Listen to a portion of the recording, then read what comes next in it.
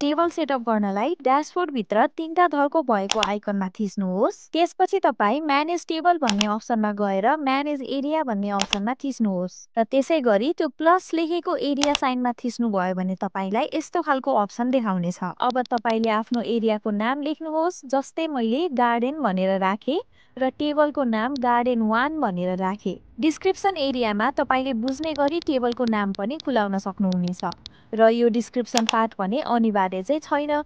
त्यसै गरी तपाईँ यो एड न्यू टेबल भन्ने अप्सनमा जानुभयो भने आफूलाई मन लागेको जति टेबलहरू थप्न पनि सक्नुहुनेछ।